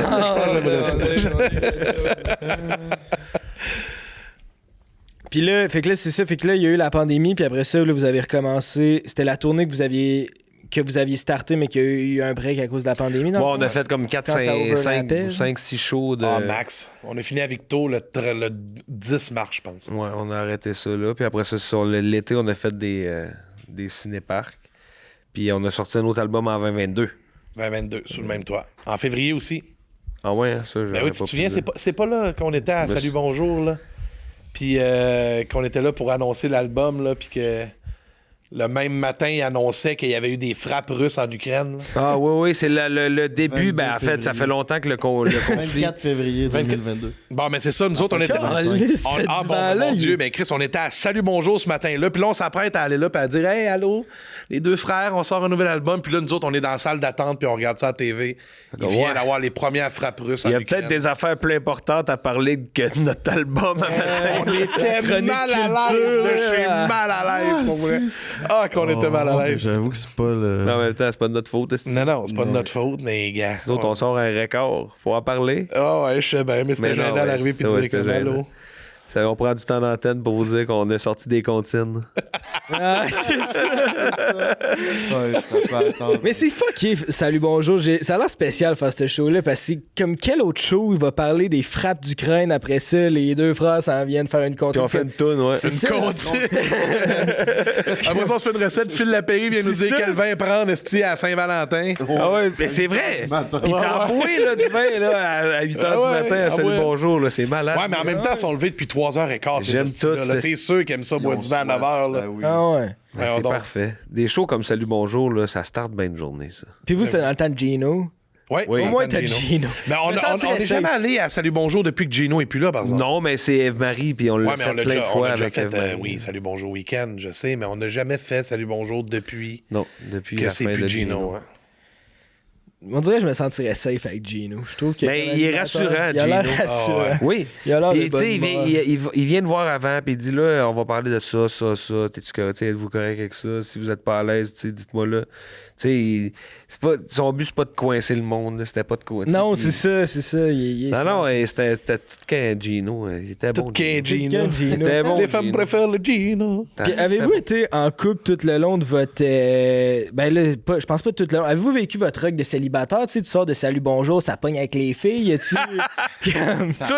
connu. Pour vrai, tu fais Salut Bonjour, mais ça fait ça slide dans les DM. Ça fait slide dans les DM. Ça se passe de quoi? Non, moi, j'étais un éternel en couple. Moi, j'ai toujours été en couple. Fait que j'ai pas vécu vraiment de... Tu sais, j'ai eu un 9 mois à un moment donné, j'étais célibataire. Puis, tu sais, je vais pas sortir dans un bar puis commencer à causer des filles dans un bar. Je suis pas de même, je suis pas capable. Fait que, tu sais, j'ai eu des affaires avec des filles que je connaissais déjà. Ouais. Tu sais, puis là, on se parlait, puis là, à un moment donné, OK, on couche ensemble. C'est une couple d'affaires de même, mais tu sais, rien, pas de one night ou pas de jamais, je suis pas de même. Fait que moi, je suis tout le temps en couple. J'ai tout le temps été en couple. Depuis que j'ai 16 ans. Même ta séquence de 19 brosses en 10... Même ta séquence de 19 brosses. 19 brosses en 10 Il y a eu 0 one night dans la séquence. Non, j'étais avec mes chums de gars, là, tu sais, on était le band, puis on se torchait la gueule ensemble, puis... Il n'y avait pas d'histoire de filles ou de... Tu croques en jambe de temps en temps. Certains, oui, là, mais moi, non. Pour vrai. Puis je le dirais, mais encore là, c'est le passé. Là. C'est ça. Toi, Sonny, ça m'est arrivé, ben, tu sais, ça m'est arrivé, oui, effectivement. Plus qu'Éric, parce que j'ai eu des moments de célibat là-dedans. Mais c'est quelque chose dont j'essaie de me détacher beaucoup. Parce que, tu sais, en étant... là, je veux pas devenir trop dark, là, parce que, Chris, c'est pas le genre de... On n'est pas à Marie-Claude Reçoit, là. On est là. Marie-Claude Barrette. Ouvre ton jeu, là. Là, on est rendu dans le niveau rouge, Sonny. On est rendu dans le niveau rouge. On vient de parler d'idées noires. Tu peux pas aller bien plus bas que ça, mon mignon. De quoi d'idées noires? De quoi vous parlez? Ta dépression. Ah oui, c'est vrai, t'as raison, dans le fond. On est la version boys de Marie-Claude, là. C'est juste que, tu sais, je comprends avec... Je me suis séparé en janvier 2025, puis ça a été vraiment, vraiment difficile. Ça a été un gros moment très, très sombre de ma vie, ça aussi. J'ai pas eu d'idées noires, puis j'ai pas fait de dépression, mais tu sais, Éric pourrait vous parler d'une soirée qu'on s'est fait en écrivant le show chapitre 1, là. Ouais. Au chalet, là, où je me suis vidé le cœur pour vrai. Puis on était avec Simon Delille, l'humoriste que vous connaissez sans doute. Simon, c'est devenu un ami avec le temps. On a écrit 2 spectacles avec lui. La tournée Science humaine, toutes les interventions qu'on fait entre les tunes, puis la tournée chapitre 1. Puis là, on s'apprête à en écrire un autre avec lui là, au mois de mars, là, un autre de nos spectacles à nous autres. Puis ça a comme été un moment où je me suis énormément vidé le cœur, puis j'ai beaucoup pleuré, puis ça m'a fait comprendre beaucoup de blessures que j'avais qui ont refait surface avec ma séparation, tu sais. Fait que durant toutes ces années-là où on a fait de la tournée, j'avais quand même des grosses blessures d'amour-propre que je padais beaucoup avec l'attention qu'on me portait. Vous comprenez? Ouais. Fait que ce désir-là de me sentir validé, de me sentir désiré, de me sentir aimé, j'ai compris avec le temps que ça venait de certaines blessures qui datent d'il y a très, très, très longtemps. Tellement longtemps que je me souviens pas de ma vie avant d'avoir ces blessures-là, tu sais. Fait que oui, ça m'est arrivé Finalement, tu pourrais faire la voix, Bidou. Ouais, t'as une backstory parfaite. M'allez m'inscrire. Moi, je vis France d'amour. Non, mais c'est juste que je pense que j'ai l'impression que je suis conscient que le père que je suis aujourd'hui est en train de laisser des blessures à la fille qui est ma fille d'aujourd'hui. Tu comprends? Ah, ben, tu sais, les parents, pour vrai, c'est un enfant, faut que tu acceptes que tu vas y faire des blessures. Ben, t'as pas le choix, tu sais. Puis nos parents nous ont fait des blessures à différents niveaux, même si on est élevés dans la même famille, de la même façon. Éric et moi, on a des caractères très différents. Éric était un peu plus rebelle. Moi, j'étais un peu moins rebelle, un peu plus... Je sais pas comment le dire exactement, mais tu sais, les blessures que mes parents m'ont laissées, c'est des blessures d'amour-propre. C'est des blessures d'amour-propre, c'est des blessures où je ressentais le besoin de me sentir validé en tout temps, en fait. Fait que ça m'a fait faire des mauvais choix, ça m'a fait faire des trucs que je regrette aujourd'hui, puis en même temps, je me dis... J'ai l'impression qu'il n'est jamais trop tard pour bien faire les choses. Puis là, j'essaie de régler ces blessures-là pour plus ressentir ce besoin-là. Puis je pense que je suis dans une bonne séquence, là, je te dirais. Là. Ça se passe bien présentement. Là. Je sais pas si j'ai été clair. J'ai-tu été clair? Ouais, moi, j'ai tout compris. 100%. Mais en même temps, je te connais. Ouais, mais je sais bien. Là. Mais c'est ça, ce besoin-là, ce besoin viscéral-là, j'ai compris que c'était pas la meilleure des idées d'aller chercher ça ailleurs, mettons. D'aller chercher ton amour-propre chez quelqu'un, mettons, dans une relation de couple ou... Ben, pas rien que ça, c'est juste que, tu sais, ça faisait en sorte que j'étais... Dans mes relations, j'étais plus jaloux, j'étais plus insécure, j'étais moins présent, j'étais plus anxieux. Fait que, tu sais, toutes ces blessures-là que je tente de guérir aujourd'hui, ça fait en sorte que j'ai pas envie de recommencer le cycle puis de retourner chercher cette validation-là ailleurs que dans mes relations interpersonnelles avec mon frère, avec ma famille, avec mes amis, avec ben là, j'ai pas de blonde présentement, mais tu sais, d'aller chercher cette validation-là autre que par le... Je veux absolument me sentir désiré par quelqu'un, tu sais. Je comprends. Est-ce que tu te donnes un genre de deadline que faut que tu sois entre guillemets guéri avant de te faire une autre blonde, ou si ça arrive demain, tu vas rembarquer sans savoir que t'es peut-être prêt à 100%? J'ai toujours considéré que l'idéal, c'était pas nécessairement de rencontrer quelqu'un qui était complètement guéri, parce que dans les faits, ça existe pas. Oh. J'ai eu une blonde pendant 4 ans, Noémie. Je te dirais qu'elle l'était. Elle avait pas de complexe, elle était pas jalouse. C'était quelqu'un de sweet, là, en tout point, pour vrai. C'est encore ma coiffeuse aujourd'hui. Tu me disais tantôt que t'aimais mes cheveux. T'as des beaux cheveux. C'est pas ma coloriste. Non, c'est pas ma coloriste, presque non. Mais c'est encore ma coiffeuse aujourd'hui. Fait que, tu sais, j'ai encore une belle relation avec elle. Puis c'était une personne particulièrement réglée, je pourrais dire. Mais c'est probablement une des seules personnes que j'ai connues comme ça. Ah, puis ça, c'est de ce qu'on sait d'elle. C'est ça, il y a ça. Mais non, je la connais bien, Chris. J'ai été 4 ans avec. Là. T'étais jamais là. Oui, mais quand Non. Quand il est tout seul dans sa tête à quelque chose. Mais j'avoue que, tu sais, c'est sûr que ça a l'air de quelqu'un de plus stable que d'autres gens qu'on nommera pas. Là. Ouais, exactement. Mais tout ça pour dire que je pense que l'important quand tu rencontres quelqu'un, c'est pas de rencontrer quelqu'un qui a un passé bien réglé. Je pense que le plus important, c'est de rencontrer quelqu'un qui a à cœur de vouloir régler ce passé-là, tu sais. Davantage que de quelqu'un qui l'a déjà réglé. Parce que si t'attends quelqu'un qui a complètement réglé son passé, ça se pourrait que tu meurs tout seul. Il y a des grosses chances, là. Puis toi, en étant avec, tu peux déclencher des nouvelles blessures que il n'a jamais vu venir. Il y a des blessures qui se développent. Justement, on en parlait tantôt, les amis... Dans l'entourage de mes parents, eux autres, ils ont 2 enfants, puis ça faisait 25 ans qu'ils étaient parents. Ben, ils le sont encore. Mais là, quand les enfants sont partis de la maison, là, on était au camping, puis là, le bonhomme, il avait bu de la bière, puis là, il dit, ouais, moi, ma vie a plus de sens, aussi. Depuis que mes enfants sont partis, là, ma vie a plus de sens. Là, j'étais, ben voyons donc, câlisse. Moi, c'est bien triste, ton affaire. Sens dans ma tête, mais lui, il avait tout dévoué à ses enfants. Ta vie devrait commencer là, man. C'est ça. Ta vie, ouais, mais c'est ça, là. C'est ça. Tandis que moi, ma mère, quand on est parti, là, ils ont commencé à refaire le party, à se faire des petits brownies au chocolat. Oh, chocolat! Chocolat vendu par le dude du coin de la rue. Non, mais c'est correct. Ben, juste au camping, une fois. C'est ça, une fois de temps en temps au camping. En voulant dire, tu sais, cette blessure-là de lui, c'est sûr qu'il avait pas vu venir voir ça. Il avait pas vu venir ça.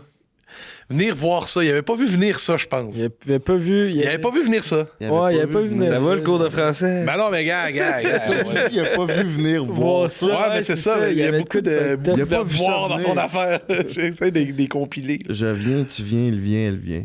Non, c'est voir. Je vois. Ouais. Ben, ça venait aussi. Voir. Il y avait le verbe venir aussi. Fait que vous avez du whisky, les boys? Oui! On n'a pas encore bu, c'est bien ça le pire. Ouais, On goûte dessus. Ouais, on pourrait-tu avoir des verres? Il y en a un là, en tout cas, mais c'est sûr, c'était le fun d'avoir. Mais la bouteille, il y a tellement d'alcool là-dedans. Comment ça s'appelle la fille dans... Ah ouais, prends ton temps. Je peux mettre ma gueule dessus? Toi, il est à vous autres, la bouteille. Est-ce que vous ennuyez de Chapet puis de la tranquillité de Chapet? Ben, on est toutes les deux en campagne. Fait que niveau tranquillité, ça va. Chez nous, Mais toi, t'es ambigénérationnel. Quand c'est le bordel, ta mère, elle peut pas venir faire le lavage. Hein? Ben non. Moi, ma mère, des fois, elle m'aide à faire. Elle vient faire mon lavage une fois de temps en temps. Ouais, mais elle vient squatter chez vous. Ouais, puis elle fait le lavage. Puis ça sent bien mieux quand c'est moi qui le mais fais. tu sais, mettons, elle vient pas faire le lavage chez nous, mais mettons qu'elle est à la maison puis qu'on jase puis que je suis en train de remplir ma laveuse, genre, pour faire une brassée, là. Elle va me dire des affaires de genre, tu devrais pas en remplir autant, ça va briser, puis nanana. Puis c'est une mère, là, Chris. Là. Ouais. Oh, ça va être bon, ça. Ça sent bon. C'est à l'érable, ça? Ben, oui, monsieur. Ben oui, hein? D'où le nom whisky à l'érable. Puis les feuilles qui sont imprimées dessus. Ben Ça, non, mais c'est parce que c'est un shot ou ça, on le déguste? Ça, on peut le déguster. C'est On un peut genre le de... shotter Mais là, aussi. il est pas fret, là. Ouais, Mais on peut se... On aurait pu mettre ça là-dedans. On peut le shotter. Ouais, je pense qu'il est pas branché. Il est pas branché. Il y a encore des petits remousses. C'est plus un prop. C'est un placement de décor. C'est ça, mais il marche, là, J'ai ici. gâché la magie, ouais. Ben non, mon loulou. Hey, merci bien. Mais Blardé, ils nous ont fait faire ça avec le système. Ils sont Thanks, mon smart, beau. pareil. Ah, mon Dieu, hein, on sent la siruposité. Oh, wow. Fait que là, c'est ça. C'est un shot là, qu'on fait. Bon, on peut bien. Comme On vous peut voulez. faire un shot. Ben oui, pourquoi pas. C'est rien que 30%, Les formes à shot. je pense. 30 kek. Ouais, 30. Bon, ben, aux deux frères puis aux beaux-frères. Yes. David. C'est ça, l'affaire de Ouais, frère c'est aujourd'hui. une affaire de frère.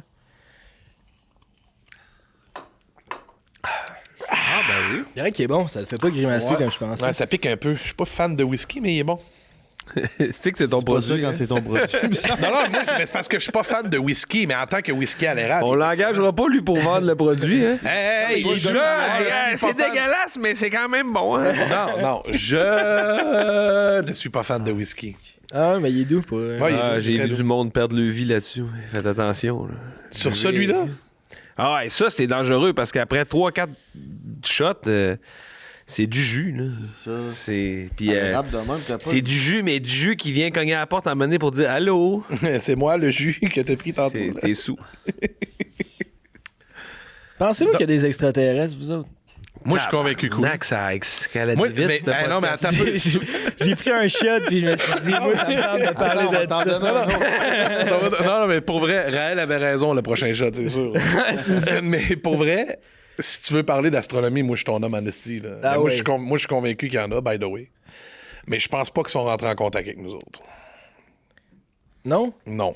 C'est là que tu donnes des explications. Ouais, C'est juste parce que d'un point de vue statistique, il y a une formule qui a été créée, entre guillemets, dans les années 60.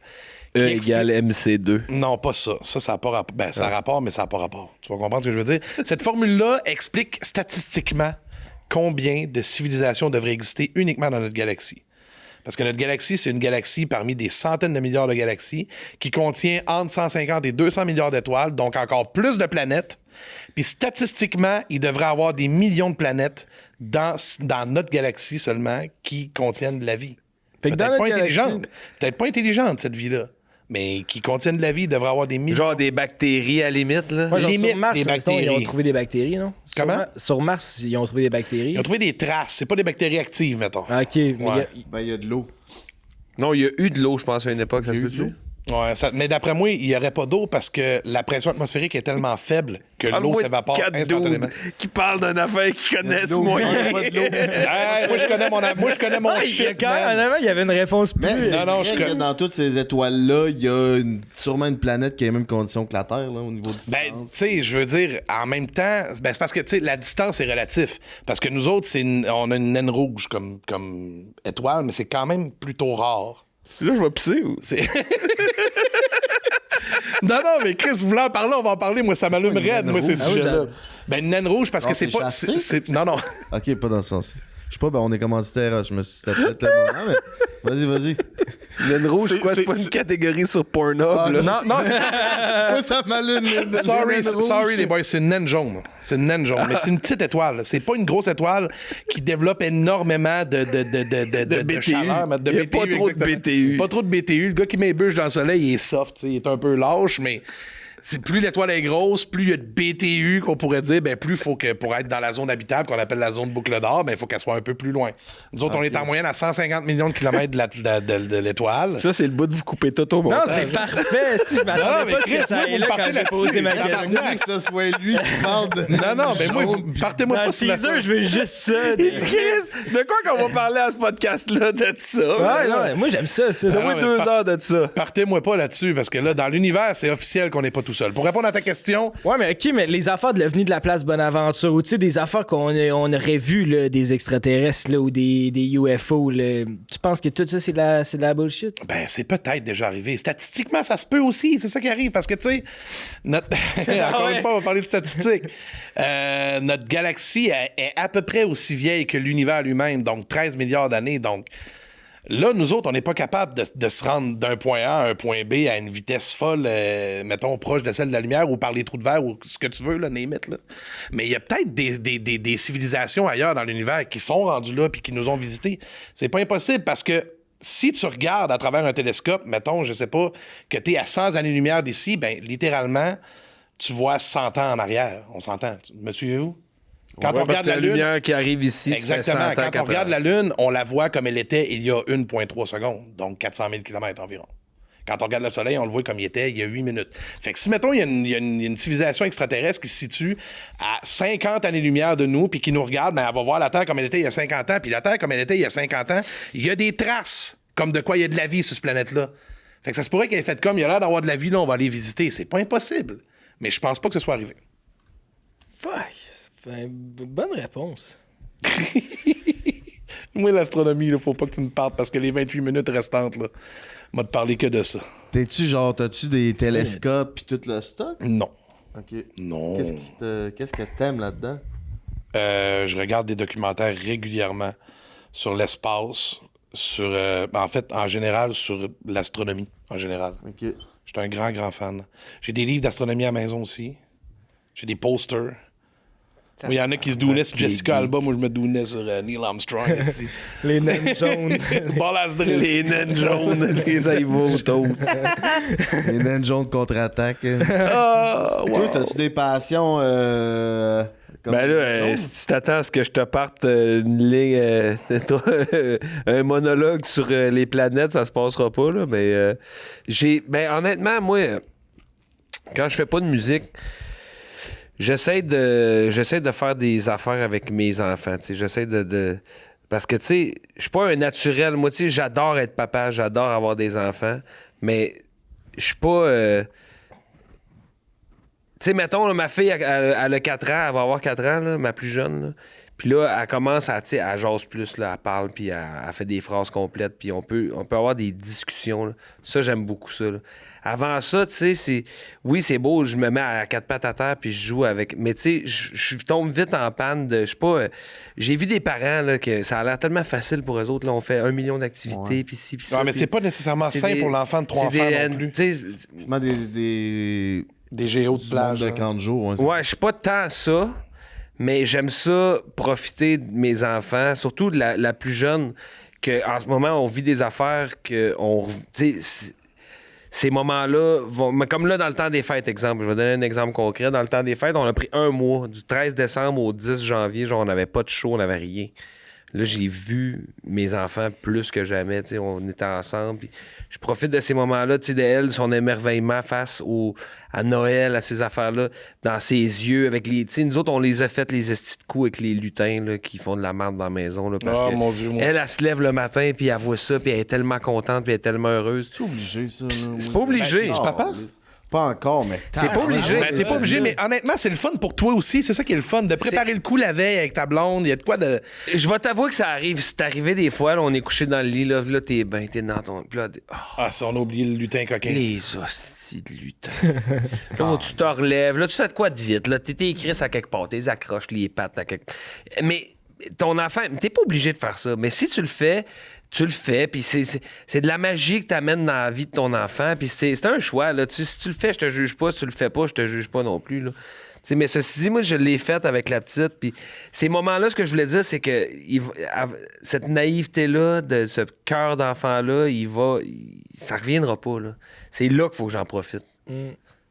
T'as 2 enfants avec 10 ans d'écart de différence.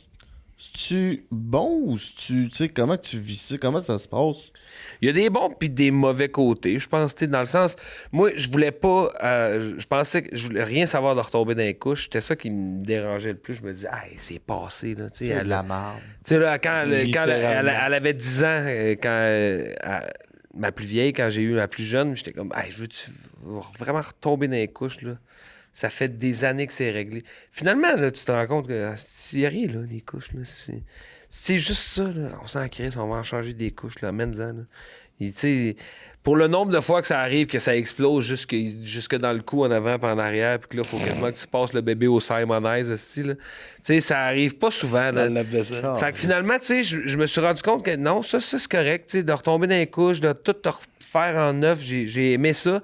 En fait, ce que j'ai aimé, c'est que moi aussi, j'avais 10 ans de plus que la première fois, tu sais. J'avais 23 quand j'ai eu ma première, là. Ah, c'est quand même jeune. À 23 ans, là, c'est pas tout le monde qui était à la même place. Moi, à 23 ans, j'étais pas apte à avoir un enfant. J'avais aucune idée de ce que je faisais à l'époque. Puis il y a plein d'affaires que, tu sais, je repense à ça, je fais comme Chris. J'aurais jamais fait ça de même. Mais là, j'ai eu une deuxième chance de refaire les choses. Fait que celle-là, il ne se scrapera pas. C'est ça qu'il veut dire. Avec plus de connaissances puis de maturité. Ça m'a permis de faire la paix aussi avec mon rôle de père parce que, tu sais, justement, il y avait des affaires, je m'en voulais avec ma plus vieille. Que là, tu sais, je suis meilleur avec ma plus jeune, puis je suis meilleur avec ma plus vieille aussi, parce que, tu sais, il n'est jamais trop tard non plus pour réparer puis faire les choses comme il faut aujourd'hui. Fait que le fait d'avoir eu un enfant plus tard, pour moi, il y a eu plus de positif que de négatif. J'ai eu une aide incroyable. Ma plus vieille, elle capote, elle est grande sœur, elle elle veut lui donner son bain, elle veut, tu sais, elle joue avec, et ils chantent les deux dans le salon. Tu sais, elle s'en occupe beaucoup, puis c'est une bonne grande sœur, puis ça l'a pris une coche de maturité aussi depuis que sa petite sœur est là, tu sais. Ah, c'est cool. Puis tu sais, tu parles de te faire chier dessus. Les nuits, ça, c'est-tu si tough que les parents ils ont l'air de le dire tout le temps? Chaque enfant est différent. Moi, j'ai été chanceux. Ma plus vieille, à 2 mois et demi, elle faisait 12 heures. Je la couchais à 7 heures le soir, elle allait virer à 7 heures le matin. Puis en se levant à 7 heures, je lui donnais une bouteille. Puis après ça allait à 9 heures. Tu sais, j'ai eu des enfants faciles à ce niveau-là. Plus tough un peu avec ma plus jeune, mais tu sais, rien de tough. Là, oui, t'es plus fatigué quand t'as un enfant, justement, parce que faut que t'en profites, en fait. Moi, j'ai la chance d'avoir un horaire qui, quand j'ai mes enfants, Mettons, ma plus vieille, elle va à l'école, mais ma plus jeune qui va pas encore à l'école, quand elle est chez nous, elle est chez nous. Je suis là aussi, dans le sens. Elle va pas à la garderie, elle est en maison avec moi. Fait que quand elle dort, je fais une sieste. Quand je la couche l'après-midi pour faire sa sieste, je cherche-moi pas, je vais m'étendre sur le divan puis je fais une sieste. Tu sais, fait que c'est ça, t'apprends que, tu sais, faut que tu dormes quand ton enfant dort aussi. Oh, ouais. Fait que c'est une adaptation, puis moi, j'ai un horaire qui me permet de pouvoir faire ça. Mais oui, c'est sûr que tu vas être plus fatigué quand tu vas avoir des enfants que si t'as pas d'enfants, c'est sûr. Parce que même quand ils sont debout, il faut que tu t'en occupes, t'sais. Malheureusement.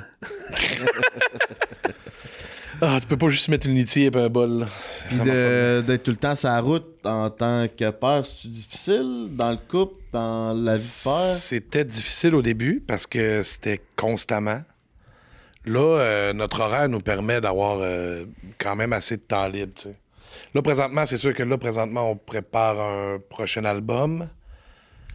un show à Québec aussi avec l'Orchestre symphonique qu'il faut, mine de rien, nice. préparer. Oui, ça s'en vient. Ça s'en vient au mois d'avril. Fait que je dirais que oui, c'est possible d'avoir des moments avec les enfants maintenant. En 2016, c'était moins possible. En 2016, C'est ça, c'était on vraiment joue le moins bordel, aussi. là. Là. Ouais, On est ben moins oui. occupés qu'avant. Là. Oh, ouais. Puis là, vous avez 2 filles de 14, les deux.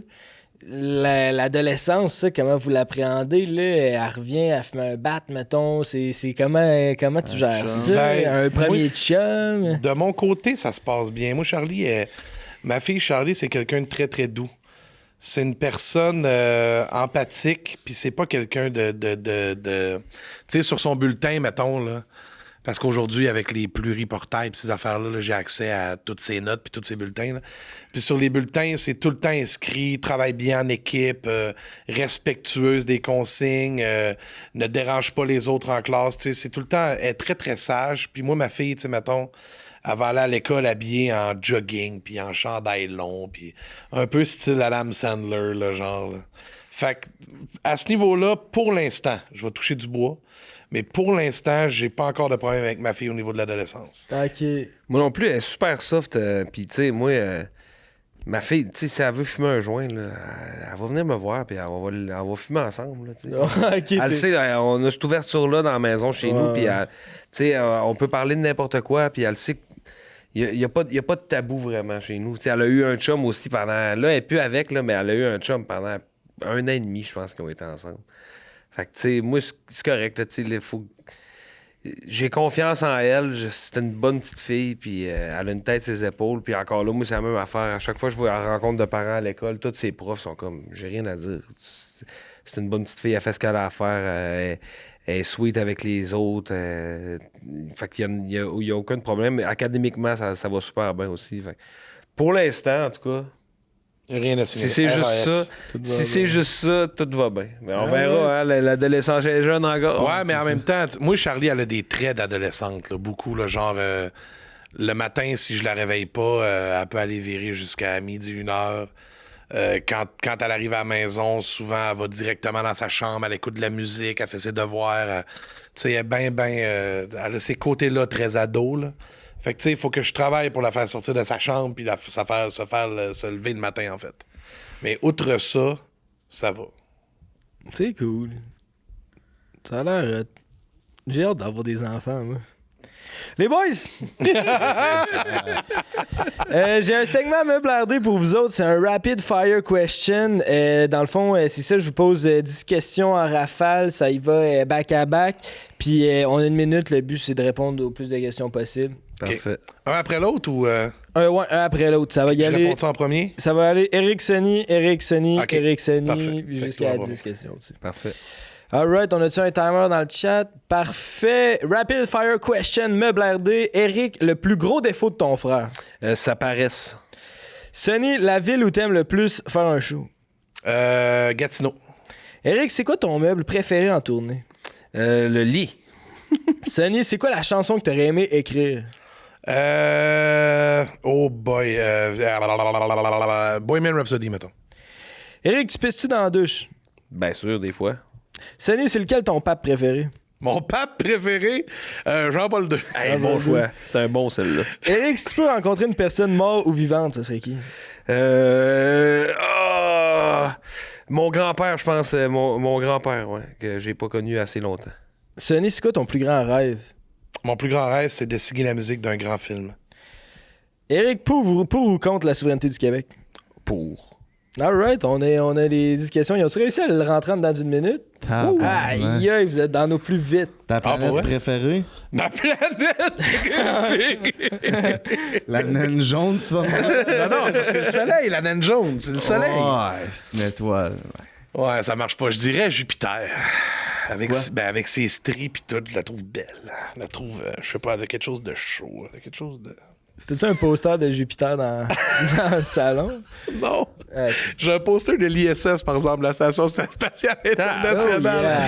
C'est même pas des... C'est moi qui t'appelle ton pénis. C'est mon bras canadien. Oh, man, tellement pas. J'adore. Merci les boys d'être venus se prendre un break. OK, ça prend... Mon Dieu, merci à vous nice. autres. C'était vraiment On a cool. passé par toutes les gammes d'émotions. Ouais, jusqu'aux c'était deep planètes. un peu. Ouais. Hey, on a parlé 20 minutes d'astronomie. Non, j'ai regardé le ça. timer puis on a parlé genre 5 minutes. là. Hey, 5 minutes qui vont facilement pouvoir couper au montage. Ah non, j'en aurais pris plus, moi. On peut si tu veux. Là. Non, j'aime ça, On se mouton. prend un Ben, je vous podcast laisse, moi, je vais planétaire. aller. Ouais, c'est ça. Un podcast planète. Où est-ce qu'on peut vous encourager? Deuxfrères.com, toutes les dates de spectacle sont là. Si vous voulez acheter de la marchandise, c'est là aussi. Instagram, TikTok, Instagram, TikTok, Facebook. Puis dans une salle proche de chez vous, Parfait. j'imagine. Ben, on va mettre les liens en bio si ça vous tente d'aller voir nos 2 chefs-d'œuvre de Chapin. Vous irez voir ça pour les encourager. Mes petits minous, le beau-frère, un mot de la fin? Yes, sir. On remercie nos fidèles commanditaires Meubles RD, Fort Saint-Basile, Eros et compagnie, puis Tyzone. Encouragez-les. N'oubliez pas que le code Breaking, vous avez 15% de rabais sur tous les produits chez Eros. Allez suivre Frank the Dripper, Emile Pomerleau sur Instagram, les 2 frères, pas le 3e, on s'en rappelle. Puis on se revoit la semaine prochaine. J'aurais pas mon double penetrator, moi, là. C'est quoi ça? C'est un truc d'Eros et compagnie? C'est parce qu'on est. Là, ça, on va peut-être. C'est parce qu'on est arrivé à sec dans nos cadeaux, tu comprends? Fait que j'aurais aimé ça pouvoir t'en offrir un double penetrator. Il va falloir que tu reviennes. ici. Bon, on reviendra. Une belle grosse flashlight. Ça. Moi, je On veux va faire mon double livrer un penetrator. double penetrator puis un flashlight. Vous allez être en business. On lui va faire une pompe à pénis, parfait ça. Ouais, en forme de Bye tout le monde, merci Salut, d'avoir été là. là. Bye.